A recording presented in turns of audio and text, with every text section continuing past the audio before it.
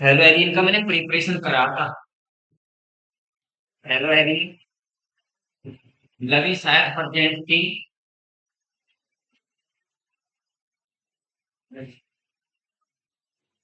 Hello Erin का preparation करा था मैंने बेटा।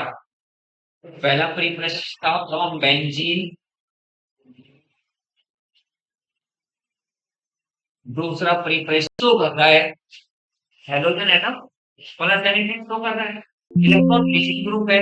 इलेक्ट्रॉन लीचिंग ग्रुप है तो इलेक्ट्रॉन रिलीज करेगा बेंजीन की ओर। बेंजीन की ओर रिलीज करेगा तो इलेक्ट्रॉन तो ऐसे ही होगा सर जैसा आपने किया है। ऐसा करने पर यहाँ चार्ज आपका पॉजिटिव हो गया, यहाँ चार्ज आपका नेगेटिव हो गया। अटैक कहाँ करेगा? Nucleophile. Nucleophile attack electrophilic site पे। इलेक्ट्रोफिलिक साइट कौन सी होती है? जहां का पॉजिटिव चार्ज होता है। हेलोजन का मैंने अटैक कर रहा है। तो अटैक करने पर यहाँ पर आप देखें इंटरमीडिएट क्या बना, ये आपको सोचना है। ये आपका नेगेटिव चार्ज, ये आपका यहाँ Cl हो गया तो ये आपका न्यूक्लियोफाइल हो गया। कौन सा इंटरमीडिएट बना बेटा? Carbon ion. E1 Cb reactions मैंने समझाई थी। E1 Cb रिएक्शंस का भी कार्बन आयन होता है क्या? उसे पता चले कि आपका इंटरमीडिएट बना बेटा। तो जो यार लिखते क्या है हम लिखते हैं रेट ऑफ रिएक्शन। किसी भी रिएक्शंस का rate of reaction proportional to stability of carbon ion. तो ये बात हर किसी बंदे को पता है, स्टेबिलिटी ऑफ कार्बन आयन। तो इसका मतलब क्या हुआ? हाँ ठीक है सर, जो इसका की पॉइंट है एरोमेटिक न्यूक्लियोफिलिक सब्स्टिट्यूशन रिएक्शंस का जो की पॉइंट है वो है कि इसका स्टेबिलिटी होगा वो कार्बन आयन होगा। और वहीं कार्बन आयन की स्टेबिलिटी चेक करनी है कि कार्बन आयन की स्टेबिलिटी यानी स्टेबलाइज बाय रेजोनेंस है। आप खुद देख रहे हैं ये नेगेटिव चार्ज इस पाई बॉन्ड के साथ कॉन्जुगेशन से स्टेबलाइज बाय रेजोनेंस है। बट इसको मैंने वापस यहाँ किया और इसको ऐसे किया। तो रिएक्शंस आपकी कैसे हुई? Nucleophilic substitution reactions, aromatic nucleophilic substitution reactions कैसे हुई ये आपको पता चला। यहाँ पर आपका न्यूक्लियोफाइल प्लस आपका Cl माइनस आपका ये। तो इसका मतलब क्या हुआ? इसका मतलब यही हुआ। हाँ ठीक है सर, जो आप ये रिएक्शंस लिख रहे हैं तो NO2 ग्रुप क्या कर रहा है? NO2 group carbon ion intermediate की स्टेबिलिटी को बढ़ा रहा है। NO2 ग्रुप कार्ब एनायन जो आपका इंटरमीडिएट बना है उसकी स्टेबिलिटी को बढ़ा रहा है। लवी देखिए मैं कैसे लिख रहा हूं यहाँ पर। ये मैंने यहाँ Cl लिखा है, negative charge negative charge negative charge. यहाँ मैंने NO2 ग्रुप लिखा है, NO2 ग्रुप। इस पोजीशन पर भी NO2 ग्रुप क्या कार्बन आयन की स्टेबिलिटी को बढ़ाएगा? सोचने की बात है। पहले चलो आप देखो कि मैंने ऑर्थो पोजीशन पर लिखा है NO2 ग्रुप, पहले उसको समझो। अगर यहाँ आप NO2 ग्रुप लिखते हैं, ये रखा आपके पास। जब आप यहाँ से यहाँ यानी किसी न्यूक्लियोफाइल का अटैक कराते हो, आप इस कार्बन को उसी कार्बन पर अटैक करेगा जहां पहले से कोई न्यूक्लियोफाइल जुड़ा हुआ है।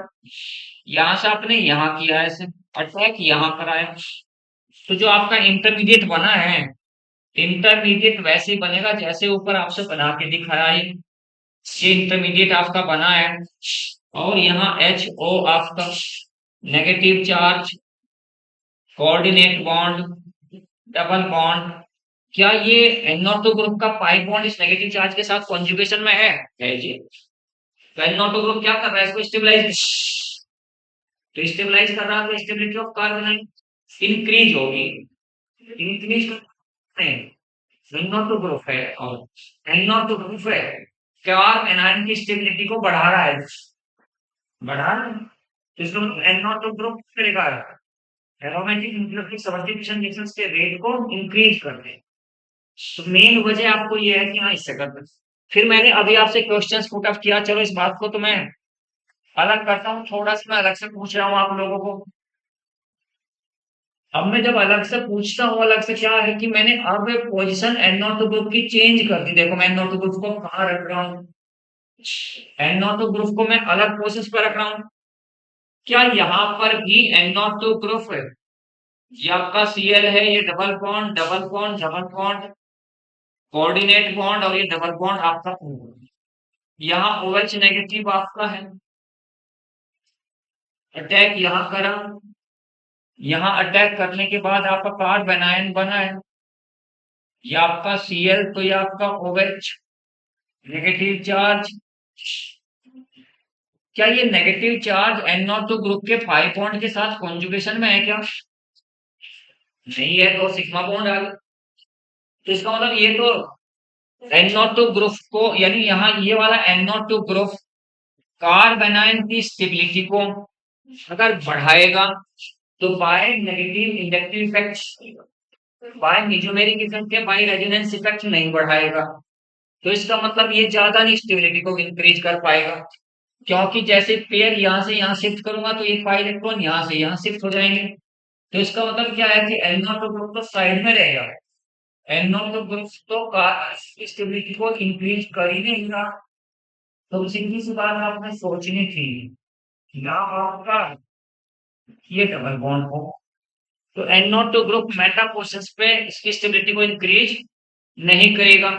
और फिर मैं क्वेश्चंस कह रहा हूं, देखें, which of the following is more reactive towards, which of the following is more reactive towards aromatic nucleophilic substitution reaction?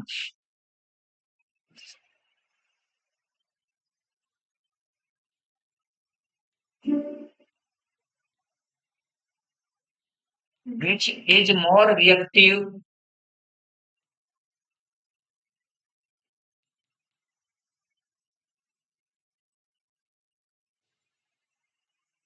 aromatic nucleophilic substitution reaction? Option A आपका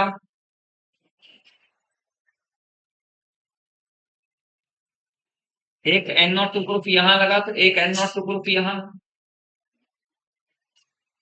ऑप्शन आपका बी,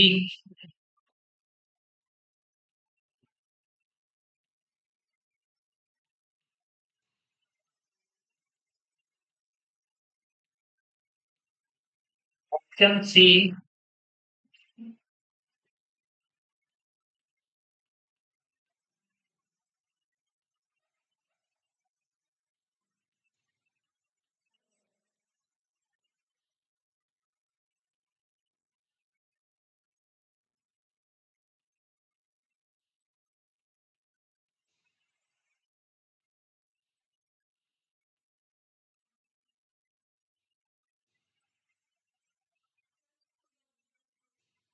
किसका?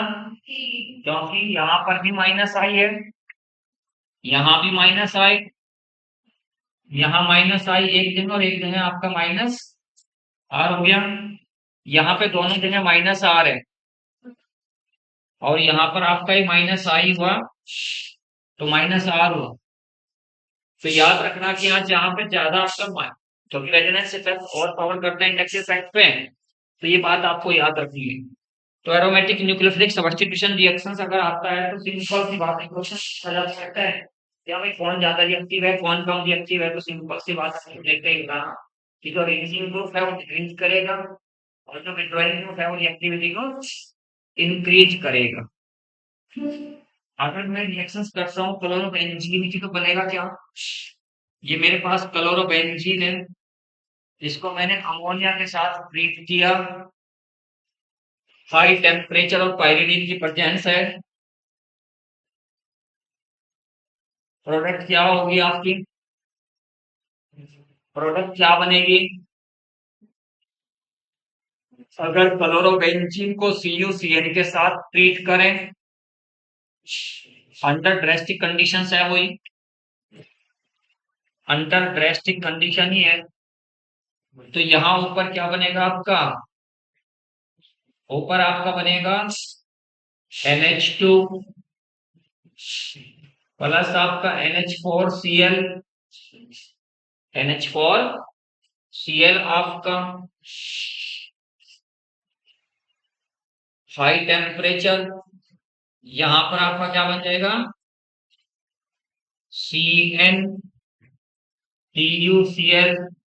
ये भी एरोमेटिक न्यूक्लियोफिलिक सब्स्टिट्यूशन रिएक्शंस, ये भी aromatic nucleophilic substitution reactions, क्योंकि NH2 जो आपने लगाया NH2 यहाँ पर एज ए माइनस आपका न्यूक्लियोफाइल की तरह है, NH2 आपका न्यूक्लियोफाइल की तरह है। क्वेश्चन बताना है आपको, देखिए। Arrange in the increasing order of arrange in the increasing order of nucleophilicity of nucleophilicity of the following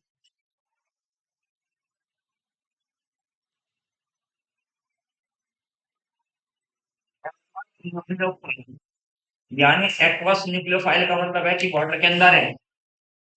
F minus हो गया, Cl माइनस हो गया, Br माइनस हो गया और I माइनस हो गया। कोई बताना तो हमारे क्या होगा, ये चार चारों न्यूक्लियोफाइल पश्चिम तरफ अरेंज करना है।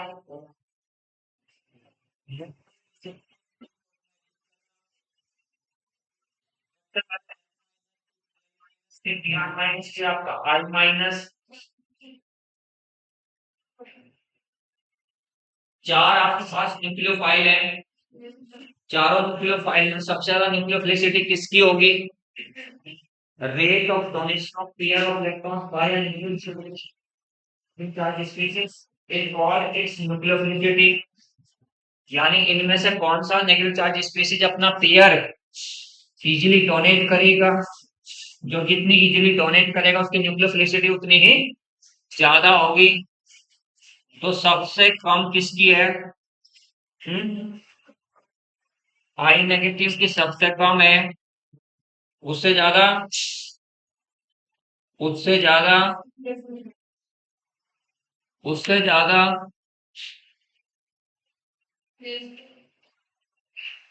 देखिए भाई, क्या यही है क्या? I minus, P R minus, C L minus, F minus.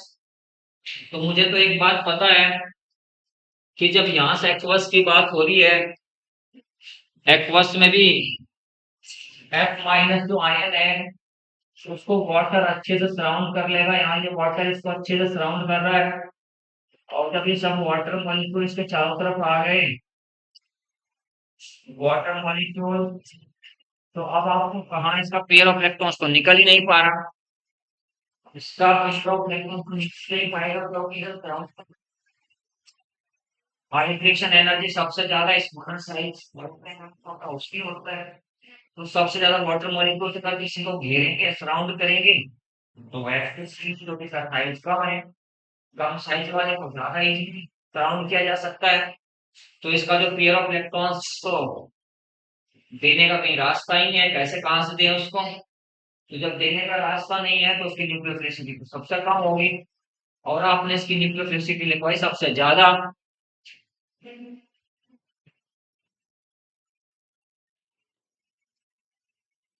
ठीक है। हाँ, अगर ये यहाँ पर डीएमएफ के अंदर हो फिर ये सही है। एप्रोटिक सॉल्वेंट के अंदर, एप्रोटिक सॉल्वेंट का ये ऑर्डर सही है। लेकिन अगर प्रोटिक सॉल्वेंट की बात करते हैं, प्रोटिक सॉल्वेंट में आपको याद रखना है ये छोटी छोटी सी बातें होती हैं जो वहां भी कंफ्यूजन करती हैं। तो ये आपका, क्योंकि न्यूक्लियोफाइल की बात चल रही थी, न्यूक्लियोफिलिक सब्स्टिट्यूशन रिएक्शंस की बात चल रही थी, तो न्यूक्लियोफाइल की पावर भी पता होनी चाहिए। तो यहाँ पर आपका, ये आपका पोलर प्रोटिक सॉल्वेंट हो गया, पोलर प्रोटिक सॉल्वेंट में आपको ऐसे याद। नेक्स्ट पॉइंट आपका है भाई, हेलोजेंस की रिएक्शन है, रिएक्शन विद मेटल्स। यानी याद रखा करते हैं कि यहाँ ये इसका पोलर एप्रोटिक सॉल्वेंट में आई माइनस का सबसे कम होने की वजह क्या है? साइज ज्यादा है, आई का साइज ज्यादा है। जब आई का साइज ज्यादा है तो इलेक्ट्रॉन्स क्या है? डिफ्यूज या दूर दूर इलेक्ट्रॉन्स होगी काफी। इजीली डोनेट नहीं किए जा सकते। डेंसिटी ऑफ इलेक्ट्रॉन्स घट गई है, तो घट गई तो उसका rate of donation of pair of electrons कम हो गया, आई माइनस के कम हो गया। तो ये बात याद रखते हैं कि कहाँ घटती है कहाँ बढ़ती है आपकी। नेक्स्ट पॉइंट है भाई, reaction with metal. Reaction with metal, metal के साथ रिएक्शंस की बात हो रही है। रिएक्शन विद मेटल, मैंने आपसे नंबर पहले कहा था, एक सिंपल सी बात बताई कि वॉट्स रिएक्शन, याद है क्या?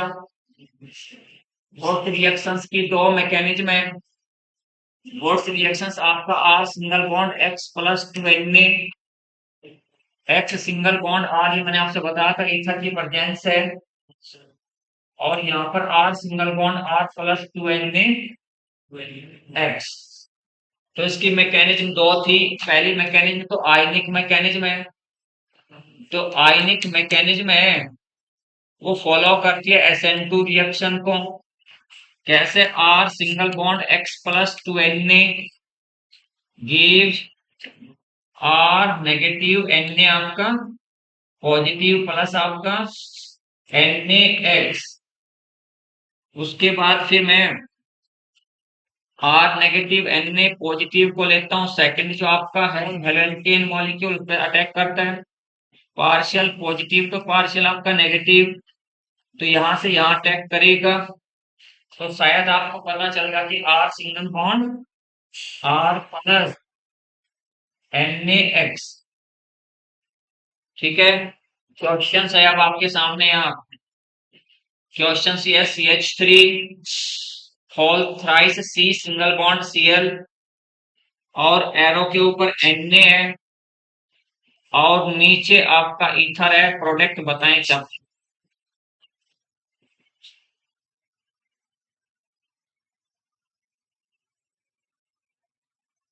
प्रोडक्ट रिएक्शन तो आपने सामने रिएक्शन लिख किया, वही रिएक्शन पूछ रहा हूँ, अलग से कुछ नहीं करना है, अलग से कुछ नहीं किया। एक है तो आपकी है आयनिक मैकेनिज्म, दूसरी आपकी है फ्री रेडिकल मैकेनिज्म, दूसरा जो आपका है फ्री रेडिकल मैकेनिज्म है, फ्री रेडिकल मैकेनिज्म आपकी, फ्री रेडिकल मैकेनिज्म में सबसे पहले Na अपना इलेक्ट्रॉन लूज करेगा, R single bond X plus आपका इलेक्ट्रॉन है, या आर फ्री रेडिकल बनेगा और एक्स आपका नेगेटिव बनेगा, दो फ्री रेडिकल्स आपस में कंबाइन होंगे, कंबाइन होकर आपके एल्कीन बने। तो दो मैकेनिज्म है और रिएक्शंस की दो मैकेनिज्म है, दोनों आपके सामने है। मैंने आपके सामने नया क्वेश्चन रखा है, ये टर्सरी ब्यूटाइल क्लोराइड है, टर्सरी ब्यूटाइल क्लोराइड को ट्रीट कर रहा हूँ सोडियम के साथ ट्रीट करने के बाद मैंने पूछा कि आंसर आपकी प्रोडक्ट क्या होगी, तो लवी के दिमाग में सीधा सीधा सा चल रहा है कि सर केस्ट्री होल ट्राइसीसीएल plus 2Na plus CH3 whole thrice है, और ये आपका CH3 होल थ्राइस की single bond CH3 whole thrice है, प्लस आपका 12Na Cl। क्या ये प्रोडक्ट आपकी पॉसिबल है? नहीं बनेगी। तो मिथाइल प्रोपीन प्रोडक्ट तो सब कुछ और रहेगी, प्रोडक्ट तो, लेकिन ऐसा क्यों है कि प्रोडक्ट ये क्यों नहीं बन रही? तो सीधी सीधी रिएक्शन है, तो ये क्यों नहीं हो रही है? हिस्टेरिक इंफ्लुएंस है 3 डिग्री, क्योंकि जो आपने कहा सर यहाँ ध्यान दिया हमने तो इस बॉक्स पे यहाँ, और यहाँ ध्यान देने का मतलब है कि SN2 मैकेनिज्म है, और ये तो SN2 रिएक्शंस कभी भी नहीं देता। जो 3 डिग्री आपके हेलोएल्कीन है वो तो SN2 रिएक्शन देते ही नहीं, तो अगर बात करें तो SN2 रिएक्शन तो नहीं देगा, और कपलिंग ऑफ फ्री रेडिकल भी आपका पॉसिबल नहीं होगा। कपलिंग ऑफ फ्री रेडिकल्स का मतलब क्या होगा कि आपका CH3C के साथ यहाँ CH3, ये CH3, ये फ्री रेडिकल, दूसरा फ्री रेडिकल आपस में स्टेरिक हिंड्रेंस की वजह से वो भी नहीं जुड़ पाएगा। तो दोनों ही बात पॉसिबल नहीं है सर, दो मैकेनिज्म है, दोनों आपने बताई, बट दोनों ही बात पॉसिबल नहीं है। गौरव देख रहे रिएक्शंस कैसे होती है, इस बात को दिमाग में सेट कर ले, इस वाली को इसी से समझा रहा हूँ, इससे SN2 वाली बात से बता रहा हूँ, इससे बता रहा हूँ गौरव, इस बात से बता रहा हूँ, केवल इससे समझ ले क्या कहना चाह रहा हूँ मैं। रिएक्शंस आपकी होगी क्या, प्रोडक्ट बननी क्या है, जो यहाँ कह रही थी आई थिंक एल्कीन बनेगी, ठीक है। देखिए ध्यान से, ये आपके पास Cl है, यहाँ आपका CH3, ये CH3, तो ये CH3 +2Na है। तो आपको याद रखना कि सर 3 डिग्री एल्काइल हैलाइड जो है वो वोट्स रिएक्शंस नहीं देते, वो वोट्स रिएक्शंस नहीं देते 3 डिग्री एल्काइल हैलाइड। फिर आपने रिएक्शंस करी इसकी, रिएक्शंस मैकेनिज्म जैसे एक बार देख ली तो वैसे वो तो फिक्स हो जाती है, उसमें क्या चेंज कर रहा। तो यहाँ पर आपका CH3, ये आपका CH3, ये आपका CH3 और प्लस आपका NaCl निकल गया है। अब रिएक्शंस कैसे, हमारे लिए तो एनायन इंपॉर्टेंट है, एनायन को ले रहा हूं यहां पर, ये आपका CH3, CH3, ये CH3 ये नेगेटिव है, प्लस HCH2,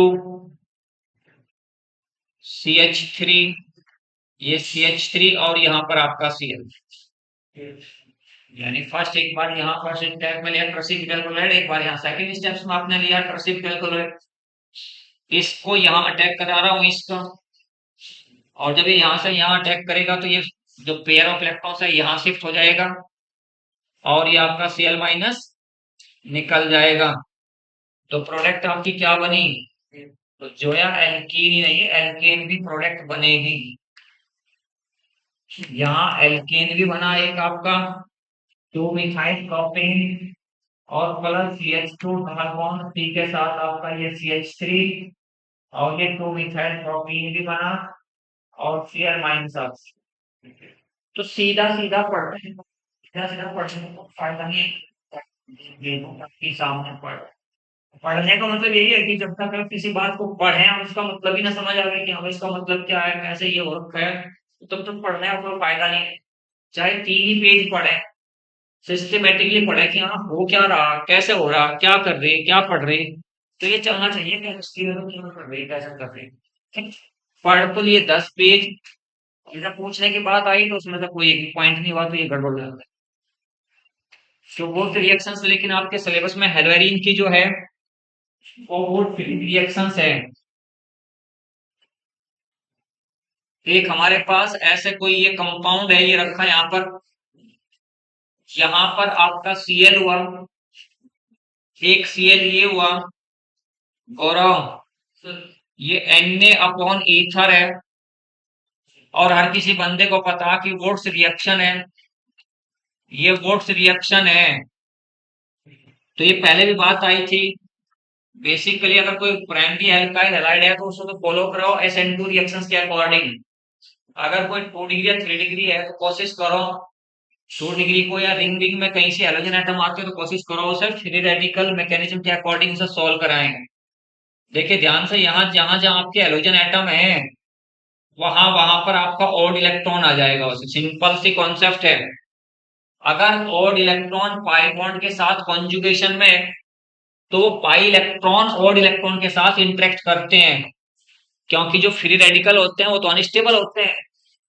फ्री रेडिकल कहते हैं ना बॉडी को डिटॉक्स करना तो डिटॉक्स करने के लिए, तो ये पाई इलेक्ट्रॉन फ्री रेडिकल जो है इनको पेयर में कन्वर्ट करते हैं, एक पाई इलेक्ट्रॉन यहाँ, एक पाई इलेक्ट्रॉन यहाँ, ये यहाँ से यहाँ शिफ्ट हुआ है, यहाँ से यहाँ, यहाँ से यहाँ शिफ्ट हुआ तो यहाँ से यहाँ, प्रोडक्ट क्या बनी, 2 पाई बॉन्ड आपके, दोनों पाई बॉन्ड ऑल्टरनेट, तो प्रोडक्ट आपकी ये बनी है। लगी बात समझ आ रही है आपको, यहाँ क्या कहना चाह रहा हूं मैं। अगर और इलेक्ट्रॉन पाई बॉन्ड के साथ कॉन्जुगेशन में है, तो थोड़ा सा पाई इलेक्ट्रॉन्स का और इलेक्ट्रॉन्स के साथ इंटरेक्शन कराना है। इंटरेक्शन कराने के बाद जो प्रोडक्ट बनती है फाइनल प्रोडक्ट वो होगी। नहीं तो जो सीधा सीधा 12th लेवल का आप रटते हैं कि ये Cl और ये Cl चौका तो है, तो यहाँ क्या कहते हैं कि जिस Cl से ये हाइड्रोजन एटम जुड़ा, दूसरे Cl से ये हाइड्रोजन जुड़ा, उन दोनों C को आपस में अटैच करा दो, कंबाइन करा दो।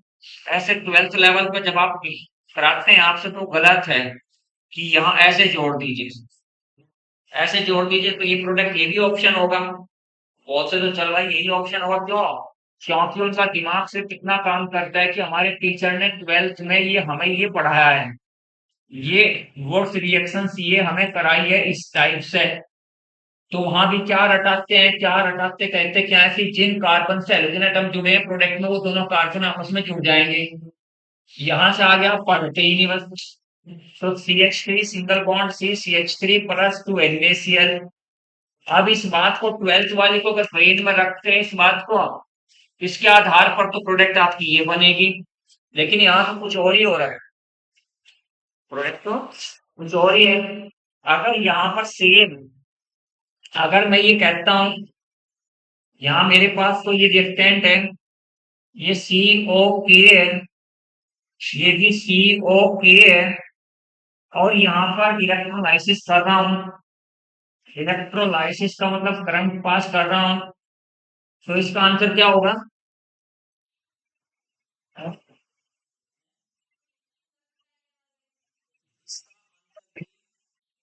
यही होगा, क्योंकि कॉल्बे इलेक्ट्रोलाइसिस की मैकेनिज्म भी फ्री रेडिकल मैकेनिज्म होती है। जहां जहां पर आपका COK आपका लगा हुआ है, वो COK आपका हटेगा और वहां पर ऐसे और इलेक्ट्रॉन आए। तो जहां जहां पर COK है आपका ये, वहां वहां पर आपका और इलेक्ट्रॉन आए। COOK की वजह से आपका पॉइंट बनता है, तो इस टाइप का आपका। अगर इसमें कोई आपसे ऐसे कहने लगे यहाँ पर ये आपका दो डबल बॉन्ड है, एक Cl आपका यहाँ हुआ तो एक Cl आपका यहाँ हुआ, और Na अपॉन ईथर है, तो फिर प्रोडक्ट आपकी क्या बनेगी? प्रोडक्ट आपकी हो जाएगी बेंजीन। आंसर क्या हो जाएगा? बेंजीन। क्योंकि जहां जहां पर हाइड्रोजन एटम जुड़ा हुआ है वहां वहां पर कौन इलेक्ट्रॉन आएगा?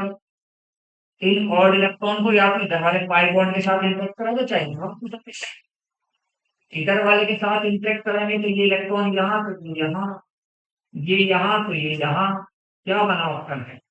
बस थोड़ा सा ध्यान रखना है, और इसमें इतनी बड़ी बात, थोड़ा सा ध्यान इतना ही रखना है केवल। प्रोडक्ट बताओ क्या बनेगी भाई? ये आपके पास क्लोरोबेंजीन है प्लस CH3Cl है, और एरो पर आपका वही Na अपॉन ईथर है।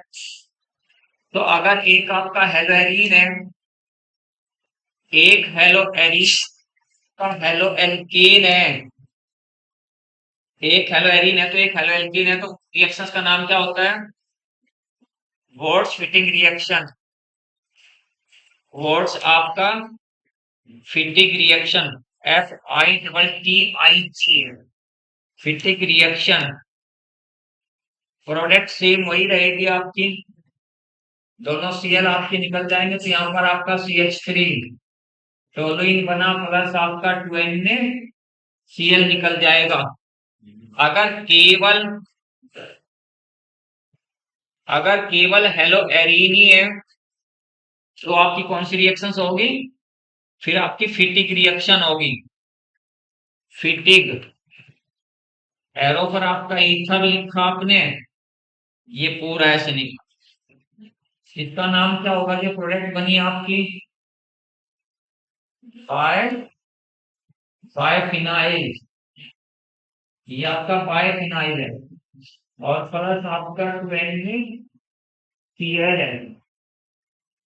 फाइव फिनाइल प्लस 20Cl, ये एरोमेटिक कंपाउंड है क्या? देखियो, ये एरोमेटिक कंपाउंड है क्या ये? ये जीडी में क्वेश्चन पूछा और ऐसे कंपाउंड बनाए थे।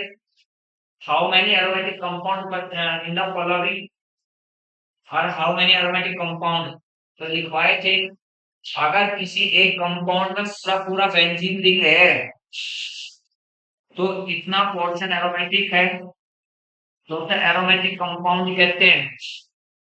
अगर कहीं आपसे कोई ऐसे कहता है ये ऐसे कंपाउंड किसी ने बनाया, ये ऐसे कंपाउंड बनाया किसी ने, तो ये भी आपका एरोमेटिक है। उस वाले पोर्शन को छोड़ देंगे, इतना बचा है तो वो तो एरोमेटिक है। तो ये बात में ध्यान रखते हैं, मतलब यहाँ बात में कहीं किसी को बेंजीन नहीं है, उसके अलावा छोड़कर तो उतना एरोमेटिक आपका। तो ये आपका प्रोडक्ट बनी है बाय फिनाइल। जो घर में पोछा जिसका लगाते हैं तो बाय फिनाइल यही है, कहने की फॉर्म में क्या कहते हैं, फिनाइल ना पोछा। जबकि फिनाइल कोई कंपाउंड होता है, पुराना का बाय फिनाइल होता है।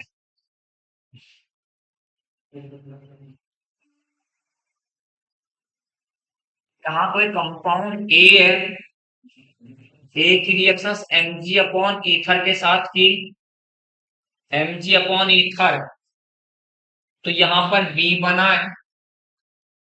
बी को H2O के साथ ट्रीट किया, H2O के साथ ट्रीट करने के बाद CH3 whole twice CH single bond CH3, ये कोई कंपाउंड आपका बना है। तो आपने ए बताना क्या है, ए कौन सी हेलो एल्कीन है। ए कौन सा हेलो एल्कीन है ये आपने बताना है।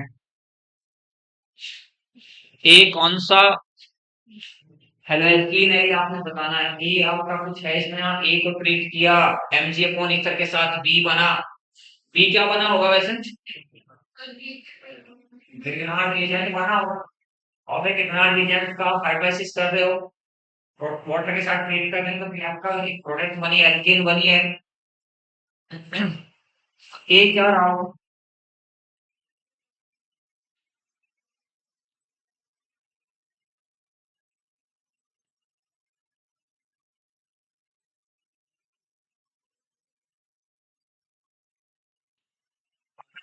सिंगल बॉन्ड एक्स है, आर सिंगल बॉन्ड एक्स को एमजी के साथ ट्रीट किया, ईथर की प्रेजेंस में ट्रीट किया, आर एमजीएक्स बना।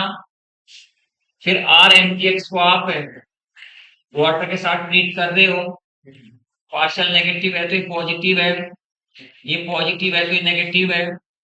ग्रिग्नार्ड एजेंट के एल्काइल ग्रुप के कॉरस्पॉन्डिंग एल्केन बनती है। ग्रिग्नार्ड एजेंट के एल्काइल ग्रुप के कॉरस्पॉन्डिंग एल्केन आपकी बनती है। तो यहाँ अगर मैं इसका H साइड में निकालना भी चाहूंगा तो CH3 ट्वाइस है, CH CH2H UH है। तो एल्काइल ग्रुप क्या हुआ आपका, ये वाला एल्काइल ग्रुप हुआ।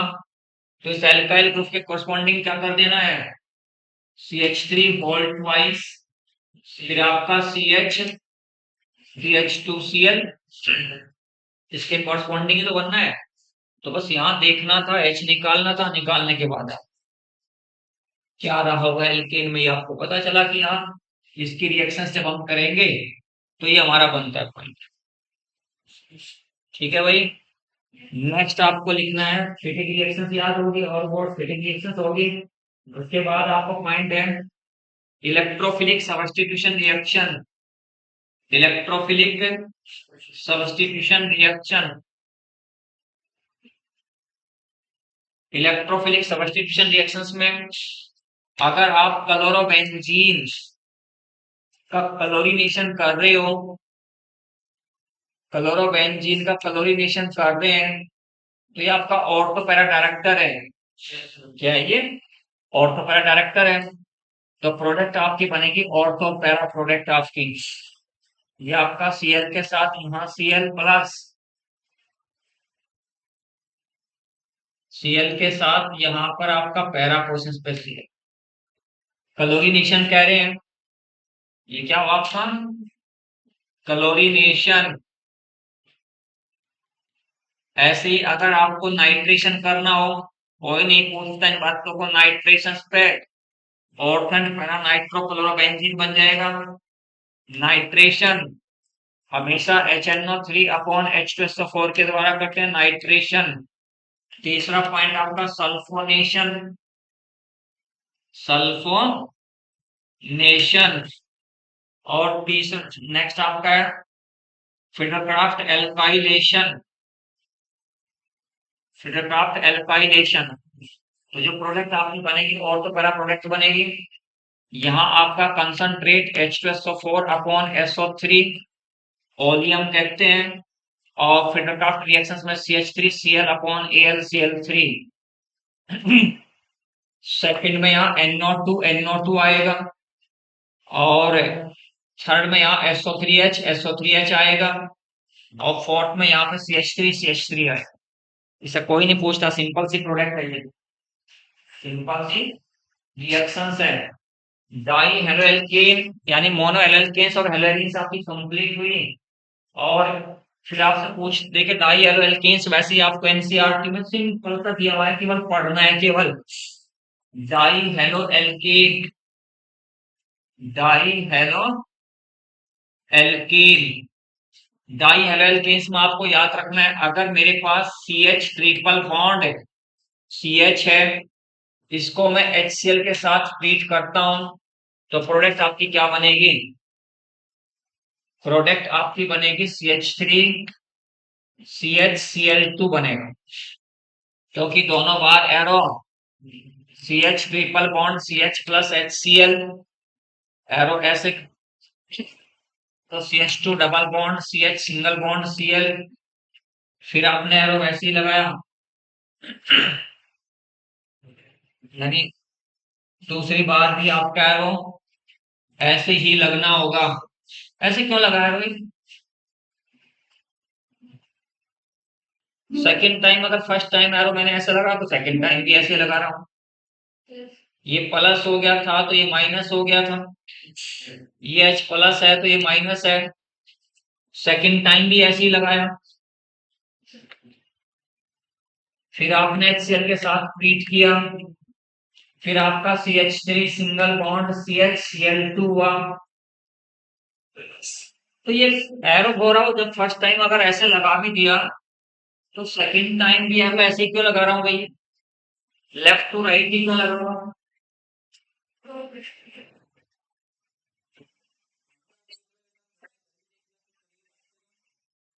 भाई तो है ना नाम आपका हमजा, या देख रहे हैं कभी बहुत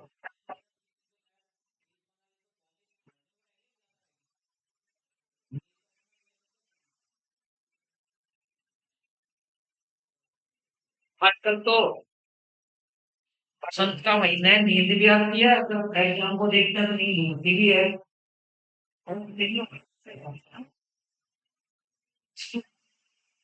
क्योंकि ये प्लस आर इफेक्ट शो कर रहा है। क्या कर रहा है ये? तो एरो इधर से इधर ही लगेगा, माइनस आएगा सोचते हैं तो एरो उल्टा होने वाला।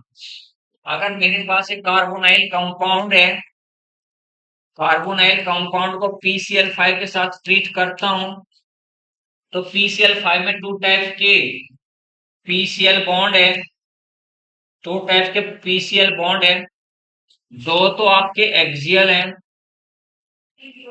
और तीन आपके जो है वो इक्वेटोरियल हैं। तो कौन से बॉन्ड ब्रेक होते हैं इस रिएक्शंस के दौरान? एक्सियल बॉन्ड ब्रेक होते हैं, और ब्रेक होने के बाद जो आपकी प्रोडक्ट बनती है वो ये आपका POCl3 आपका निकल जाता है। यहाँ भी जेमिनल डाई हैलाइड बना आपका, जेमिनल डाई हैलाइड आपका बनता है, ये जेमिनल डाई हैलाइड है, और ये भी आपका जेमिनल डाई हैलाइड ही है। जेमिनल एल्काइलिडीन जिसे कहते हैं, एल्काइलिडीन डाई हैलाइड, तो ये बनता है आपका। तो याद रखना कि रिएक्शंस करी आपने कार्बोनाइल कंपाउंड के साथ या एल्काइन के साथ, तो आपका बना क्या? जेमिनल डाई हैलाइड बनता है। तो अब आपका यहाँ पर मैं इसकी रिएक्शंस कर रहा हूँ, वही कह रहा हूँ, बता दे फटाफट रिएक्शन होके होगा क्या। पॉइंट है, मैं लिख रहा हूँ। एक तो मुझे बता दो CH3 CH Cl2 की रिएक्शंस कर रहा हूँ एक्वस NaOH के साथ, क्या बनेगा। CH3 CHCl2 को ट्रीट किया है एक्वस NaOH के साथ। एक रिएक्शन तो ये है, CH3 CHCl2 को ट्रीट किया Zn के साथ, जिंक मेटल के साथ। तो पहली रिएक्शंस की प्रोडक्ट क्या है, दूसरे वाले की क्या है।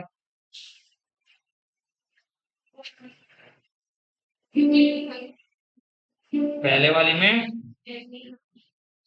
पहले वाले में एल्डिहाइड हो गया, पहले वाली में एल्डिहाइड, और दूसरे वाली में एल्कीन। गौरव, जैसे ही रिएक्शंस तुम्हारे सामने ऐसे है तो ये Cl है, तो ये Cl ऐसे करके लिखते हैं ना, और प्लस NaOH के साथ एक NaOH आपका यहाँ हुआ, दूसरा NaOH इसके साथ यहाँ लिखा, NaCl ये निकल गया और NaCl आपका यहाँ से निकल गया। CH3 CH के साथ आपका ये OH एक ही कार्बन पे दो OH क्या होता है, अनस्टेबल होता है, वाटर मॉलिक्यूल एलिमिनेट हो जाता है। तो प्रोडक्ट क्या बनी भाई, नहीं पता चला कि इथेनॉल आपकी प्रोडक्ट बनी है, इथेनॉल। तो याद रखते हैं छोटी सी बात है, इथेनॉल आपका बना, और दूसरी रिएक्शंस में आपका CH3 CHCl2 plus 2 Zn। Zn भी आपके कितने हैं, 2 मोल आपके Zn, प्लस Cl2 CH3। यहाँ पर आपका CH3 single bond, CH double bond, CH single bond आपका CH3 plus 2 Zn Cl2 but two ene बना है आपका। तो ब्यूट टू इन इस टाइप से आपको याद रखना है कि क्या बनता है पॉइंट, न्यूक्लियोफिलिक सब्स्टिट्यूशन रिएक्शन का केस है। उसके बाद पॉइंट आपका है, ये था आपका जेमिनल डाई हैलाइड। अब करता हूँ विसिनल डाई हैलाइड।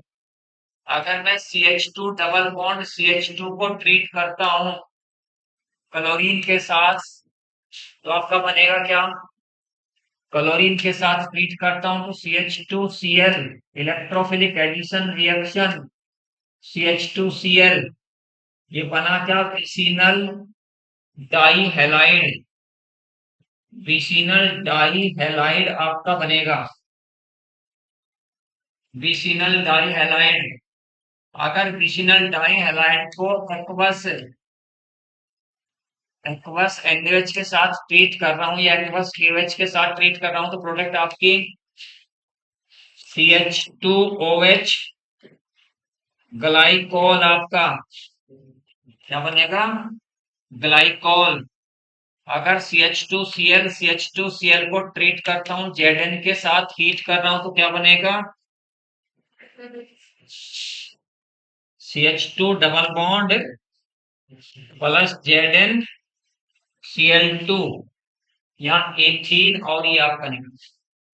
इसमें आपके एनसीईआरटी में तो डाई हेलो एल्केन का कोई ज्यादा बड़ा टॉपिक नहीं लगेगा, 4-4 5-5 लाइन की बातें हैं जिन पर बस आपको पता रखना कि डाई हेलो एल्केन्स आपका कौन कौन सा है।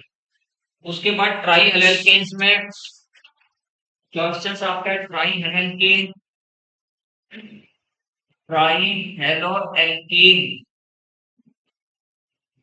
ट्राई हेलो एल्केन में हेलोफॉर्म रिएक्शन से संबंधित कुछ बात पूछी जा सकती है।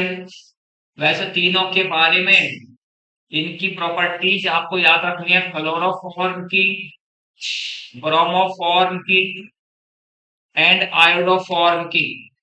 केवल आपके पास एनसीईआरटी में बेसिक प्रॉपर्टीज है, इससे ज्यादा वो कुछ प्रिपरेशन प्रॉपर्टीज ये कुछ नहीं है, केवल जनरल सी बातें याद रखनी है। और क्वेश्चन हमारा क्वेश्चन है इसमें हेलोफॉर्म रिएक्शंस, आप दिमाग में सेट करें कि हेलोफॉर्म रिएक्शंस कौन सी होती है। रिएक्शन हेलोफॉर्म रिएक्शंस के बारे में थोड़ा सा सोचिए और फिर मैं कह रहा हूँ कि हेलोफॉर्म रिएक्शंस आपकी क्या है। पहले तो हेलोफॉर्म रिएक्शंस के बारे में अपना ब्रेन लगाना कि आप हेलोफॉर्म रिएक्शंस क्या है आपकी। फिर क्वेश्चंस कह रहा हूँ, which of the following gives, which of the following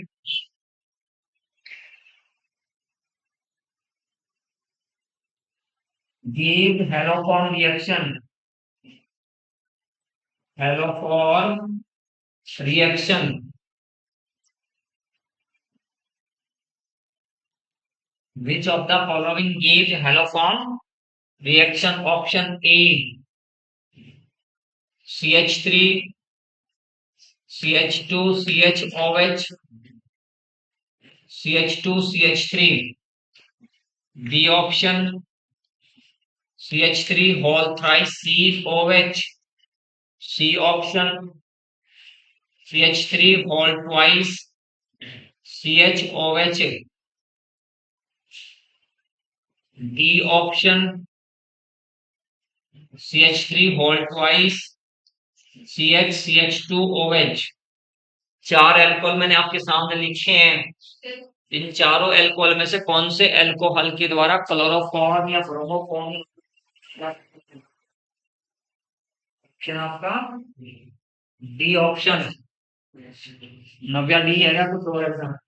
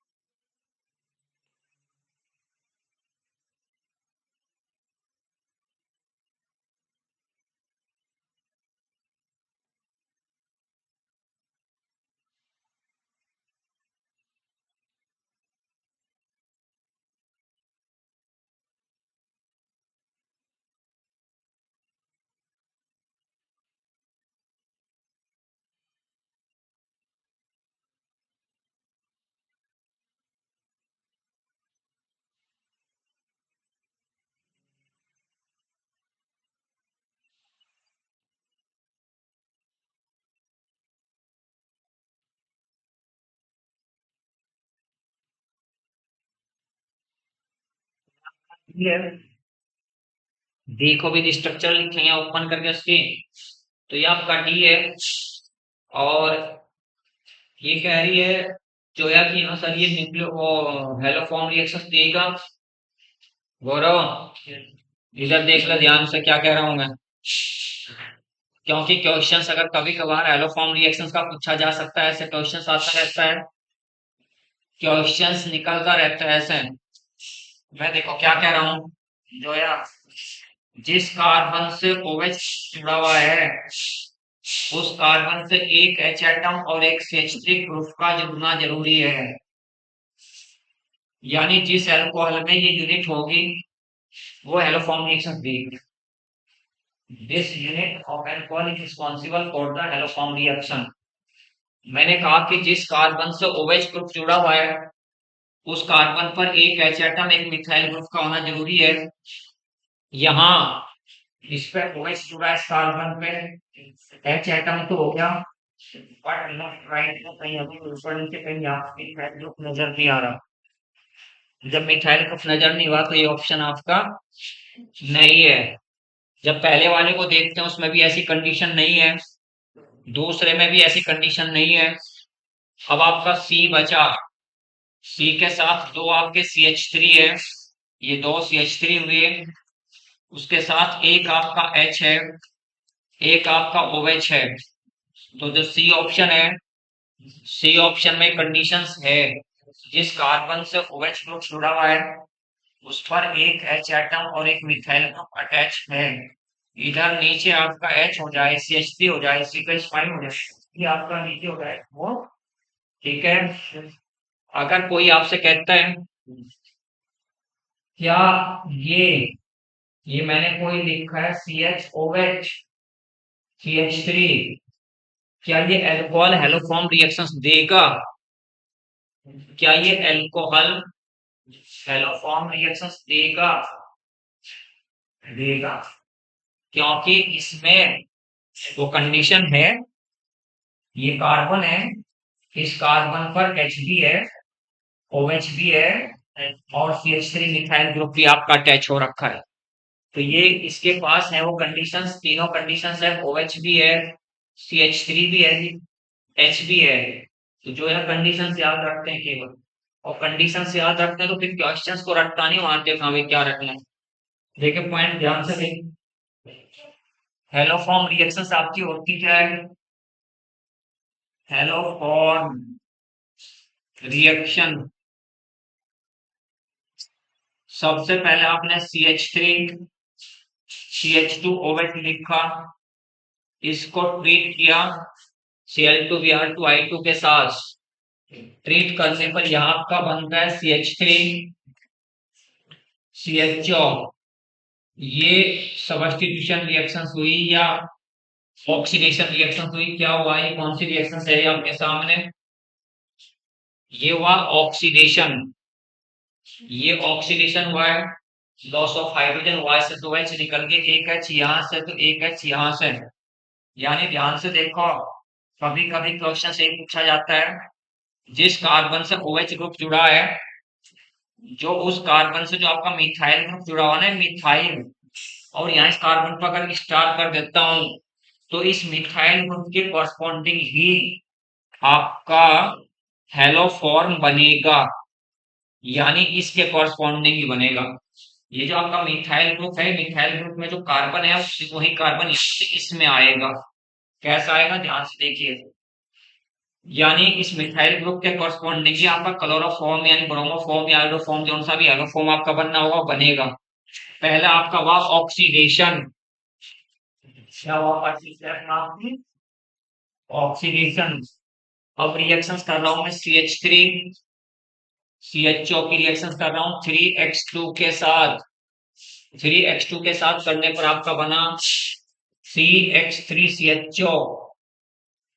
हेलोरल मतलब क्लोरीन होता, तो क्लोरल ब्रोमल टाइप से आपका 3HX। इस रिएक्शन को क्या कहेंगे?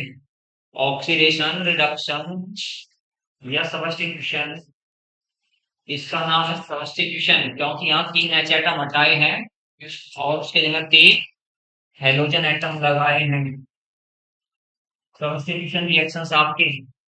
फिर यहाँ पर CH3 CHO को ट्रीट किया NaOH के साथ, और ट्रीट करने पर ये आपका CH3 और ये H, यहाँ पर CHX3 आपका, और ये आपका HCOONA, HCOONA। अब आपको देखना है कि रिएक्शंस में यहाँ पर आपके 5 HX हैं, इनको भी न्यूट्रल करना है, ये एसिडिक नेचर के हैं। 5 आपके HX हैं, इनको न्यूट्रल करना है। तो ट्रीट करूंगा मैं 5NaOH के साथ। रिएक्शंस आपकी हुई 5NaX प्लस 5H2O। जोड़ते हैं पूरी रिएक्शंस को बेटा, तो 5 HX आपके 5 HX कैंसिल हुए, CH3CHO से आपका CH3CHO, और इससे आपका ये कैंसिल। बचा क्या? CH3CH2OH प्लस आपका 3 और एक 4 आपके 4X2 प्लस 6NaOH, और यहाँ आपका CHX3 plus 5NaX plus HCONA plus 5H2O 5H2O। तो ऐसे सिंपल इतना सब कुछ आपको नहीं लिख के देखना, लेकिन हाँ रिएक्शंस आपको सिंपल यही याद रखनी है कि X2/NaOH है। अगर कहीं रिएक्शंस आती है तो मुझे इतना नहीं सोचना, मैं तो जैसे आपसे कह रहा हूँ कि हाँ भाई यहाँ पर आपके पास ये कोई प्रोडक्ट, आपके पास ये कोई रिएक्टेंट है, ऐसे दे दिया कोई, ये CHOH हो गया, ये आपका CH3 हो गया, और इसको I2/NaOH के साथ ट्रीट किया, तो प्रोडक्ट आपको याद करके तुरंत बता देनी है सर, CHI3 बनेगा, CHI3। अगर रिएक्टेंट ऐसा हो जिसके पास ये हेलोफॉर्म रिएक्शन कंडीशंस हो, क्योंकि I2 upon NaOH, Br2 upon NaOH, Cl2 upon NaOH, ये हेलोफॉर्म रिएक्शन के रिएजेंट है। जहां भी कहीं आए तो उधर वाली कंडीशंस चेक करनी, रिएक्टेंट में कंडीशंस वो है या नहीं है। अगर वो कंडीशंस है तो सीधा सीधा सा रिएक्शन आपने नहीं करनी है, और यहाँ फिर आपका COONA ये बनेगा,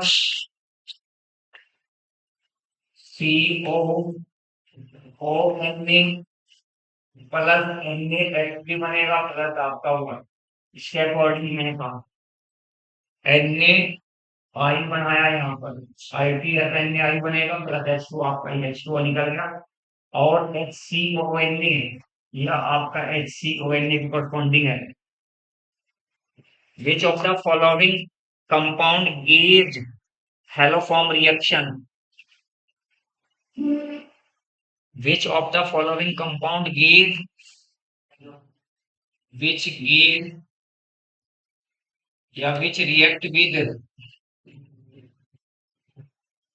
I2 upon NaOH and give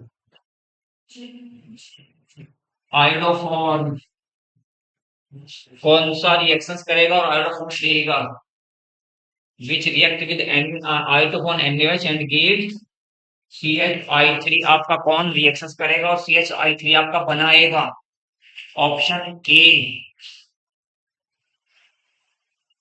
A option आपका ये हुआ बेटा, B option CH3 CH2 CO C2H5, option सी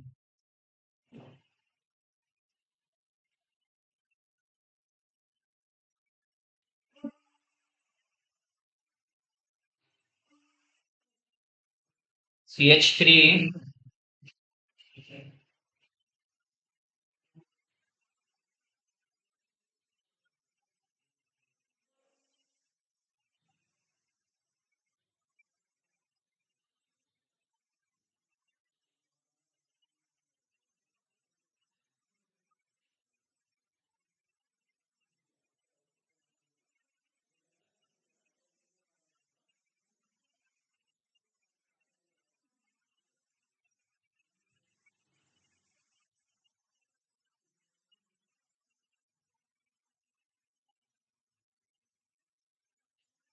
एक कंपाउंड कोई ऐसे लिख दिया बेटा,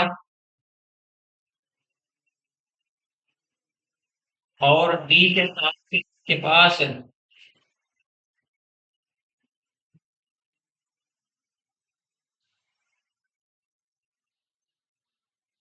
इस टाइप से कुछ लिख, तो इसका ऑप्शन होगा ठीक, क्योंकि दो ही बात याद रखनी भाई, क्या तीनों बैठते हैं, क्या क्या नाम भूल गया मैं तुम्हारा, ये दो ही बात याद रखनी है, या तो एल्कोहल देगा haloform reaction,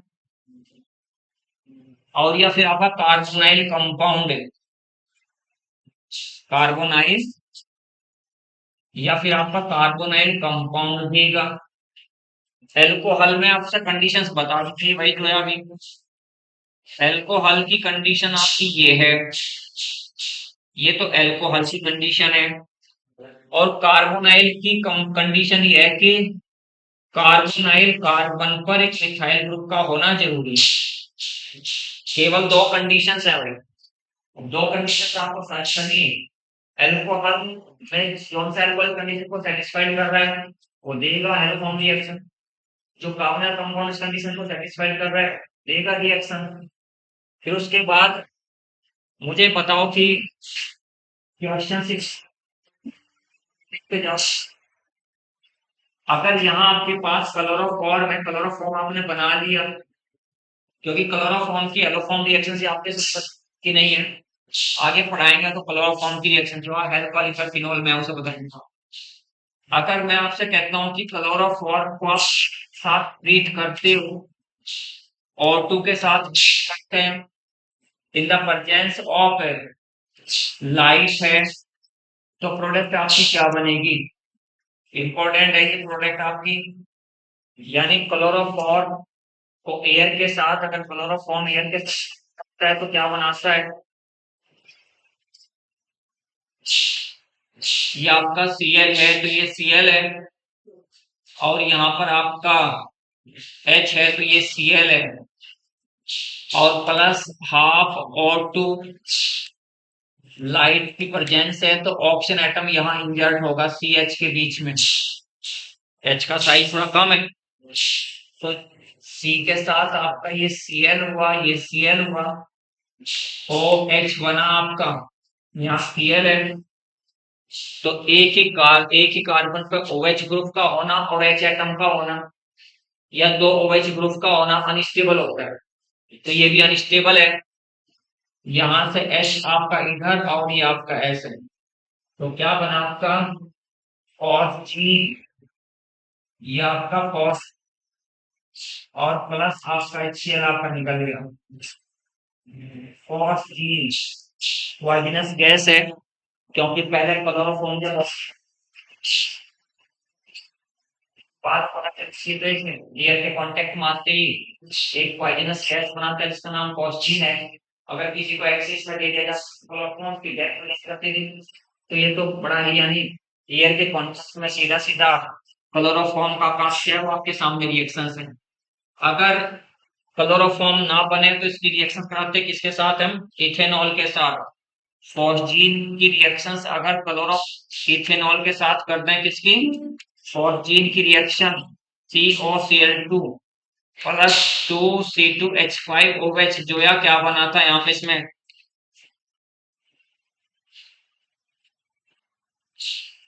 di ethyl carbonate, क्या बना था? डाई इथाइल कार्बोनेट प्लस आपका 2HCl, ये हार्मलेस है आपका। कैसा है? हार्मलेस, और ये हार्मफुल है आपका। और हार्मफुल गैस को हार्मलेस में कन्वर्ट करना तो क्या करते हैं उसमें हम ऐड कर देते हैं क्लोरोफॉर्म 0.1% इथेनॉल। क्वेश्चन सिंपल सा क्वेश्चन है भाई। ये मेरे पास यहाँ क्लोरोफॉर्म को ट्रीट करना, मैंने क्वेश्चन मार्क कराया कि how many mole of KOH react with 1 mole of chloroform। Answer आपका देखो, क्वेश्चंस मैंने कैसे पूछा, 2, बी में आपका 3, सी में आपका 4, डी में आपका 5। मैंने पूछा कि 1 mole of chloroform interact with how many moles of KOH, KOH के कितने मोल्स के साथ chloroform का रिएक्शन करेंगे। क्योंकि जब आप रिएक्शंस कराते हैं आपको पता चलता है कि H सिंगल बॉन्ड C के साथ एक Cl, ये Cl और ये Cl, तो 3 Cl है, तो 3 NaOH या KOH, इसमें कंफ्यूज नहीं होना। KOH लिखो, NaOH लिख के से कुछ पता। चलो मैं KOH लिख देता हूँ। कभी लवी सोचती रहे कि क्वेश्चंस तो KOH में पूछा और लिख रहे हो सर NaOH के साथ, है ना। तो ये मैंने सब जगह OH लिखा यहाँ पर, C के साथ ये OH लिखा, ये OH लिखा, तो ये OH आपका का 3KCl, 3KCl, ये आपका अनस्टेबल है। H2 आपका निकल गया, H2 आपका का फॉर्मिक एसिड बना है, प्लस आपका वाटर निकल गया। फॉर्मिक एसिड आपका एसिडिक नेचर का है, फिर ये KOH के साथ मिक्स करेगा तो HCOO प्लस H2O बनेगा। तो 3 KOH तो आपने यहाँ लिए और एक KOH आपने ये क्या है, टोटल कितने KOH हुए आपके? टोटल आपके 4 KOH हो जाते। तो ये यानी एक मोल जो क्लोरोफॉर्म है वो कितने मोल KOH के साथ रिएक्शन करेगा? 4 मोल KOH के साथ रिएक्शन करेगा। फटाफट देख कर बताओ मैं मुझे कि क्या होगा रिएक्शंस। ये आपका एक कोई रिएक्शन है क्लोरोफॉर्म, यानी यहाँ पर आपका ये फिनॉल है, ये क्लोरोफॉर्म लिखा प्लस KOH, और इसकी प्रोडक्ट चलो मैं बता रहा हूँ आपसे, सैलिसाइल एल्डिहाइड बनता है। इस रिएक्शन का नाम बताना आपको। नेम ऑफ रिएक्शन बताना है। नेम ऑफ, एक तो बताना है इस रिएक्शंस का नाम, दूसरा बताना है आपको इंटरमीडिएट, इंटरमीडिएट ऑफ रिएक्शन। इस रिएक्शंस का इंटरमीडिएट आपका क्या होगा? तो ये तो कह रहे हैं आप आरटी रिएक्शन, रेमर रिएक्शन होगी आरटी रिएक्शंस, तो रिएक्शंस का नाम हो गया। और CCl2 इलेक्ट्रोफिलिक सब्स्टिट्यूशन रिएक्शन है, इलेक्ट्रोफिलिक सब्स्टिट्यूशन रिएक्शंस है। तो इस रिएक्शंस का जो इलेक्ट्रोफाइल है, ये छोटी छोटी सी बातें आपको ऐसे याद रखनी होती है कि इलेक्ट्रोफाइल जो है इस रिएक्शन का वो CCl2 है। ये CCl2 स्टेप्स आपका रिएक्शन इसमें याद रखना है, इतनी सिंपल सी बात है। चलते हैं आगे, चले बेटा। टाइम अभी नहीं हुआ, लेट हुई थी क्लास मिल रही है।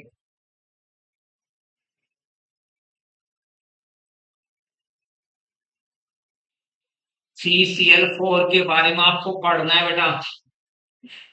CCl4 कार्बन टेट्रा क्लोराइड, बात नहीं पढ़ना, ठीक है। उसके बाद फिर आपको पढ़ना है DDT। गौरव, DDT की फुल फॉर्म डाई क्लोरो,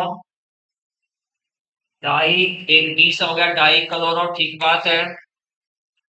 दूसरे डी से di phenyl, di chloro di phenyl, tri chloro ethane, आपका ये इसका नाम है DDT। ये इसका आईपीसी नाम नहीं है, ये सब कॉमन नाम है DDT। Di di phenyl tri chloro ethane. Reaction से होती कैसे है, किसकी रिएक्शन किसके साथ कराने को बनता है ये? हम्म, देखो ये कह रही है CCl3 CHO प्लस फिनॉल। अच्छा कलर, आइए इधर यहाँ पे। अच्छा, इसका नाम क्या है बेटा, जो आप लिखवाए CCl3 CHO, इसका नाम क्या होगा?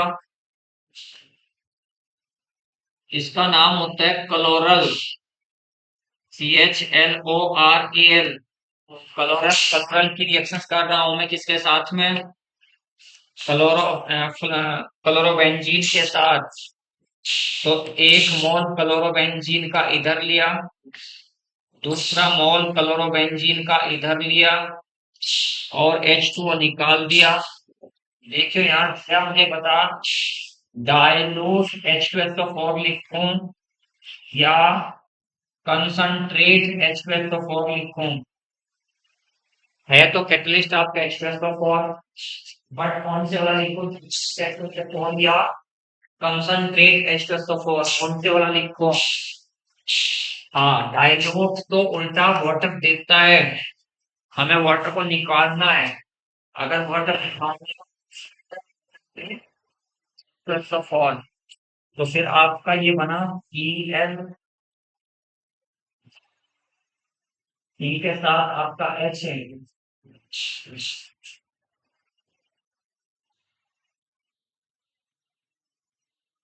डाई इन दोनों डाइक्लोरीन के लिए एक हुआ, ये डाइफिनाइल इसके लिए भी हुआ, और इन ट्राइक्लोरो के लिए फिर हुआ, और ये बीच में दो कार्बन है तो इथेन हुआ। एक डी डाइक्लोरो के लिए है, एक डी आपका इंपॉर्टेंट क्वेश्चन होगा, लिखी लो। Beyond beyond FRE, so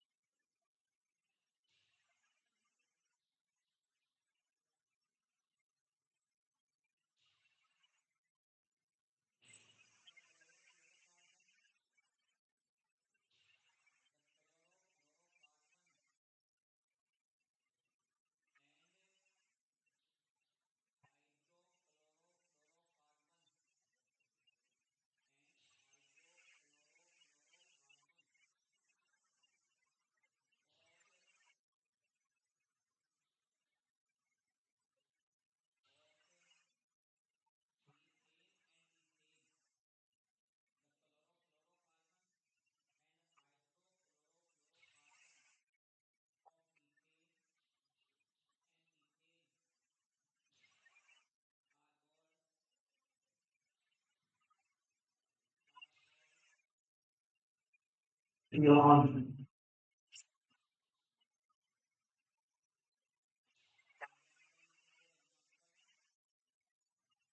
CCl2 CCl2F2 freon 12 क्या लिखा है? फ्रीऑन 12 CCl2F2 के ब्रैकेट में 10 ना CCl2F2 के ब्रैकेट में आपने क्या लिखा? फ्रीऑन 12 आगे देखो CH Cl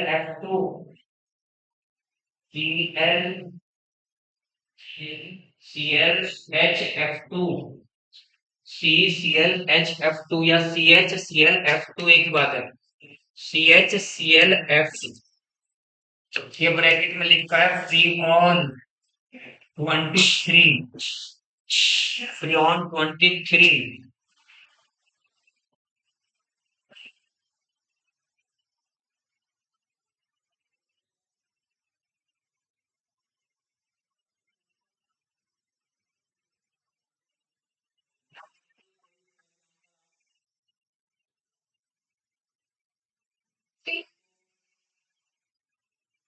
Cl3F3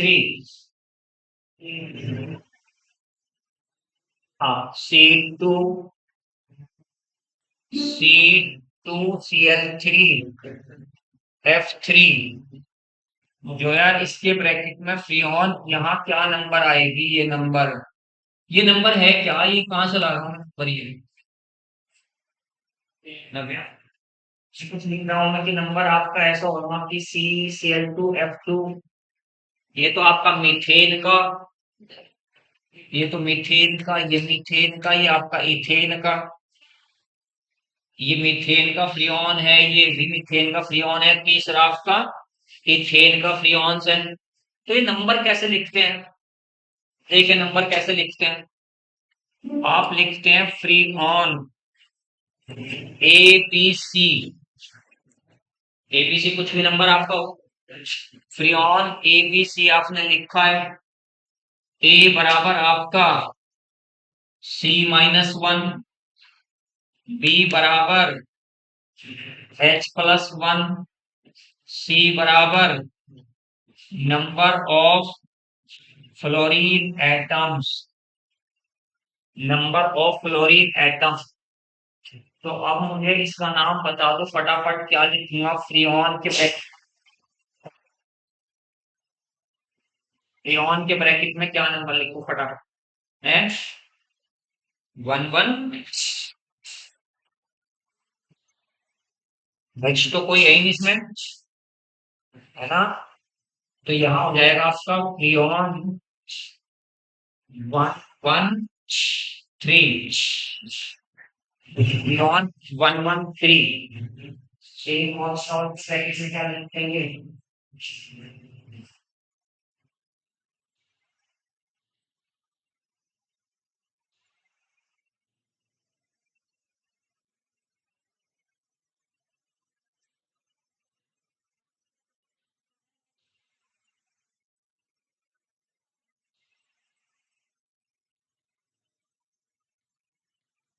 इसका नाम लिख दो CHClF2,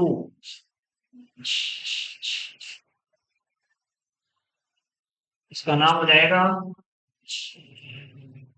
फ्रीऑन 22, मार्केट में मिलता है R22 के नाम से,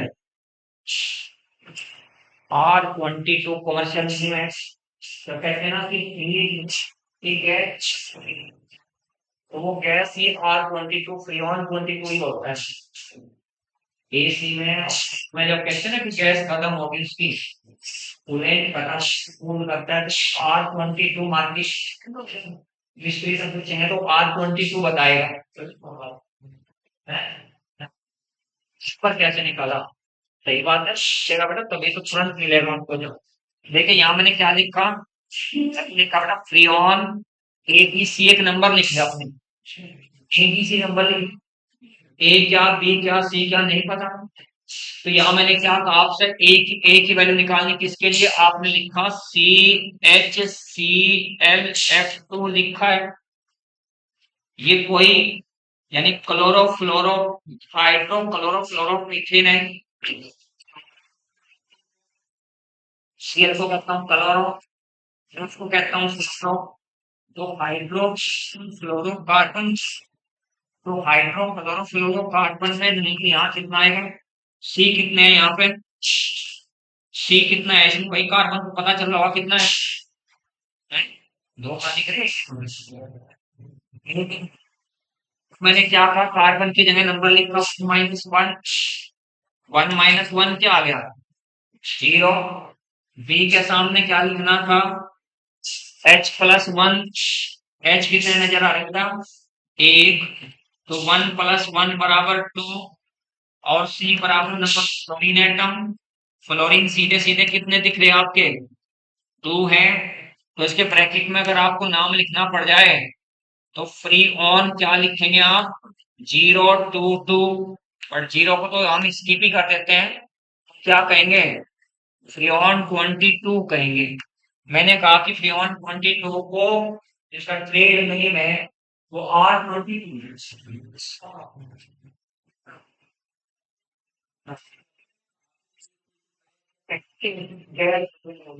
नहीं करना है।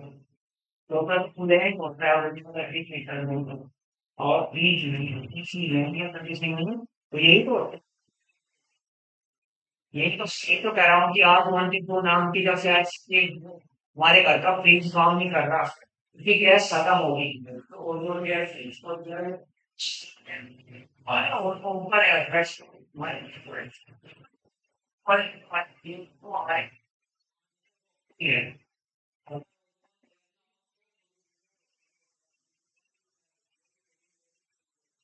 अरे यही तो रहा है।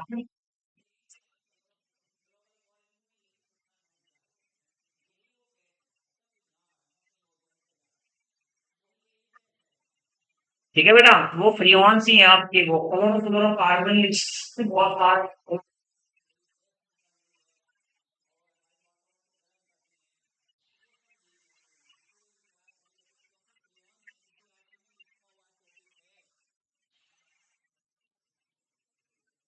त्रिभुवन में लिखा हुआ है, ये एनसीईआरटी में लिखा हुआ है, एनसीईआरटी की कोई भी बात आपको छोड़नी नहीं भाई, जो यहाँ लिखा हुआ है ये एनसीईआरटी में, ठीक है, एनसीईआरटी में लिखा हुआ है, जैसे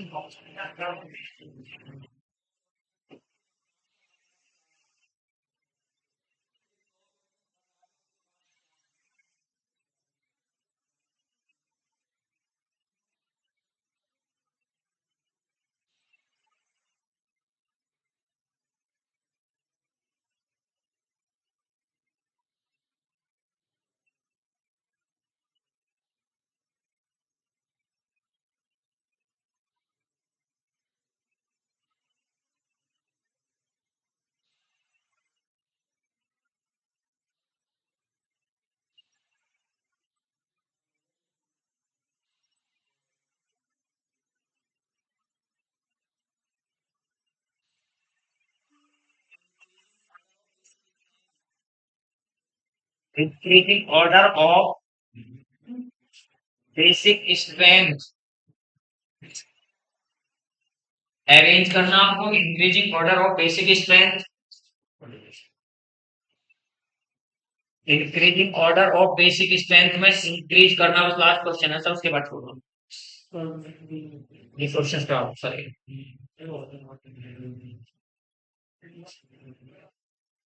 ये फर्स्ट है तो ये सेकंड है,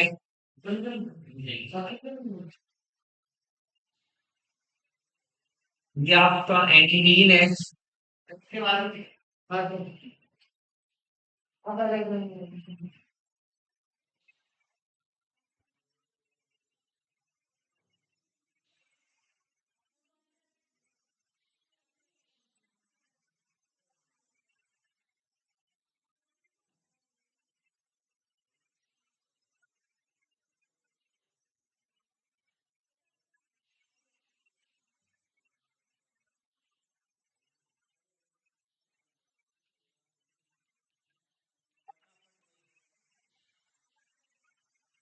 ज्यादा कौन है? सबसे ज्यादा कौन है, सबसे कम कौन है?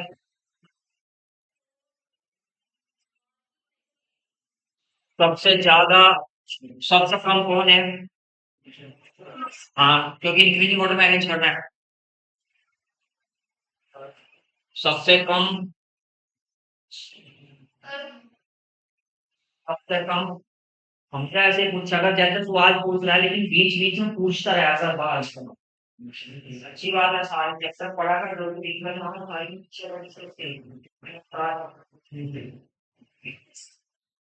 सबसे कम, सबसे कम आपका फर्स्ट है, क्योंकि ये एरोमेटिसिटी में डिफाइन करता है, इन्वॉल्व होता है ना भैया। सबसे कम यानी सबसे कम फर्स्ट कह रहा हूँ, थर्ड नहीं। ये पेयर इजीली अवेलेबल नहीं होगा, रिंग के अंदर ही इन्वॉल्व हो रहा है, अंदर वो बाहर बैठा है पेयर। सबसे कम आपका फर्स्ट है, फिर आपका थर्ड है, फिर आपका सेकंड है, और सबसे ज्यादा आपका फोर्थ है। सबसे ज्यादा आपका फोर्थ। ठीक है।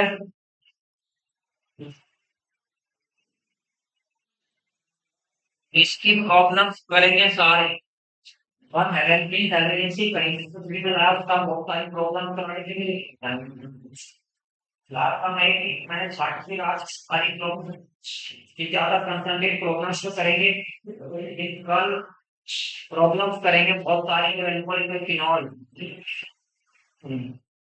पढ़ना पर चीज रहेगा। अच्छा, ये पूछना, ये पूछना, ये पूछना, ज्यादा क्रॉस क्वेश्चंस करने ही ज्यादा। कल टॉप रहेगा एक आज, परसों रहेगा फिनॉल, फिर एक दिन रहेगा इसका, 3 दिन इस बना पूरा चैप्टर। एल्कोहल पूरा कल फिनिश करना है, फिर प्रॉब्लम पड़ जहाँ जहाँ को प्रॉब्लम आगे